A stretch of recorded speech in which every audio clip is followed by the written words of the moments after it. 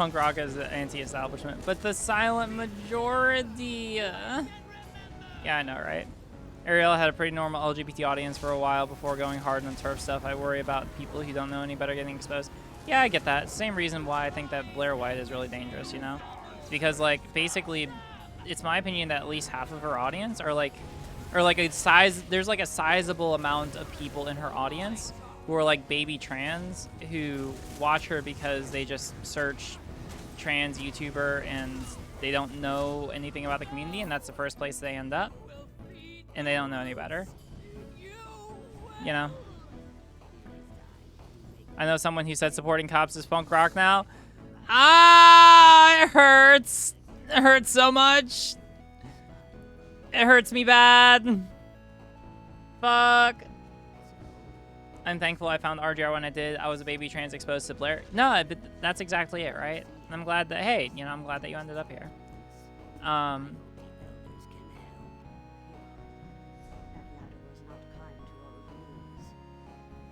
Because, yeah, like, otherwise, you can be in a really awkward position where it's like, I don't know, the internet is weird, right? Arielle also supports election conspiracies.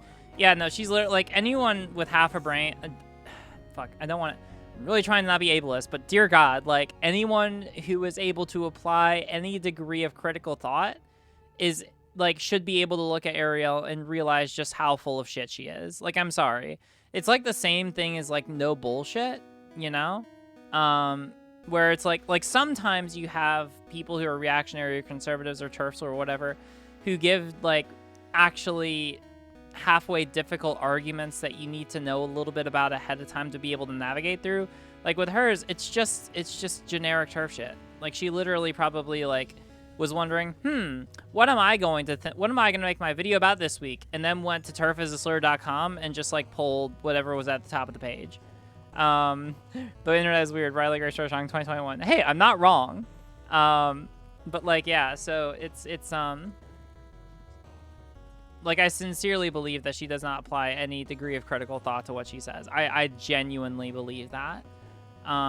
Similar to Blaire, like, Blaire might be a little bit worse because Calvin has told me that she is not the same way she is on YouTube as she is IRL, in which case I would actually say that's morally impugnable to spread content which, like, actually harms people and to do so intentionally, even if you know that you may be spreading things that are not true. I think that that's actually worse. I think that if you know what you're, like, I think that if you genuinely believe something and you spread bad information, I think that that's, like, bad. But, like, I think it's much worse to spread information or to spread ideas you know to be wrong, and to do it for a profit, even if they end up harming people. Like, I feel like that's what. Wait, Calvin says she was like the IRL. Yeah. No, I've talked to Calvin about it before. See, fam, this is the benefit of getting, you know, of actually having good relationships with people. Take notes.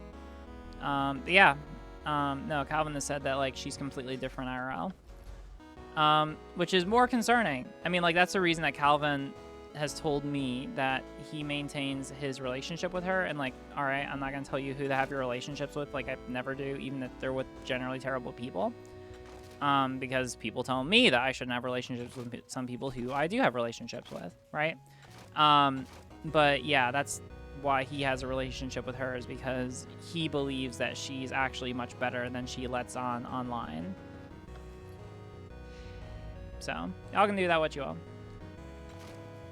But as for me, like, that means that I basically look at her and I'm like, okay, so you're probably just more of a shit person. Like, even if you, like, IRL are generally better, if you actually just go around making content with the intent, like, knowing that you are spreading misinformation and knowing, or reasonably should knowing, that you're harming others by doing so, I think that's pretty atrocious. I think that's I think that's just gross.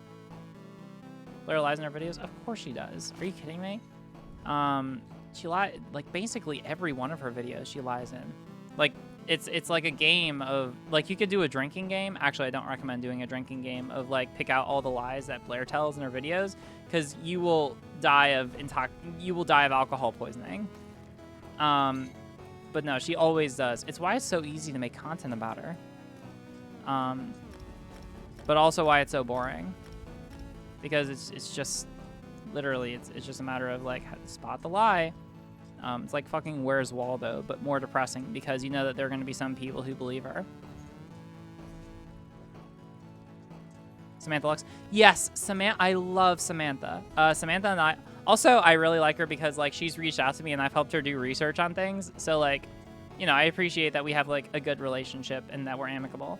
But yeah, no, literally... All right, so here's the thing. If you don't... So, I really want Samantha Lux to continue to succeed because she is like Blaire, but actually has, like, well thought out opinions and is genuinely a nice person. Like, yes, we stan. Are you kidding me? I absolutely stan. Oh my god, she is so much better.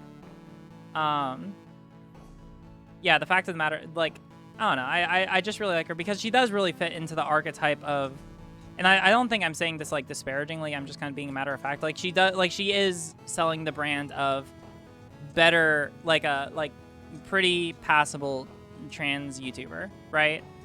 Like, that is the brand that she's kind of selling, but also the fact that, like, she's able to be much more critical with the way that she thinks about things and, like, be generally a much better influence on everyone else, or, like, all of her audience. Like, I think that's great. Samantha Lux, Sam Collins, no offense. Yeah, no, I'd say that all of them are pretty good. I know no offense, like, we've been in DMs, and Sam follows me on Twitter, but I've never spoken with him in DMs or, like, over VC. We stand our king, Sam Collins. Yeah, he seems pretty cool. Like, I would like to get to know him. That'd be pretty chill. But yeah, so no, definitely what I would say is, if you haven't done so already, go and subscribe to Samantha. And I think that's honestly the best thing that you could do for, like, combating Blaire White, because the idea would be eventually that, like, Samantha overtakes Blaire White as far as, like, size, and then, like, the worry about baby trans who don't know any better going and subscribing to Blaire initially because they don't, like, just because they don't know any better, that's at least strongly mitigated. You know, and Natalie too. Well, yeah, but I mean, Natalie doesn't really do that, like, genre. Like, yes, she is pretty passable trans woman on YouTube, but she doesn't do, like, the same kind of content that they do. Like, Blaire and Samantha's video are very similar in format, you know? Like, they're definitely going for, like, a very similar type of vibe, whereas Natalie is obviously, like, she's the queen of fucking video essays, right? Like, that's her thing. She's got that shit down. She does, like, super highly academic shit and also, like, very highly performative content. So I wouldn't say that she's, like, compatible in there, although I'm sure she's, like, a good influence on a lot of baby trans people as well. Just, like, I don't know, it's a very different kinds of it's a very different kind of content. And so I would expect that, like, a baby trans going on YouTube for the first time would have a much higher likelihood of being exposed to Samantha over Natalie. Whereas, like, I expect a lot of people who are just starting to get into, like, left politics are probably going to be exposed to Natalie over Samantha, you know, vice versa.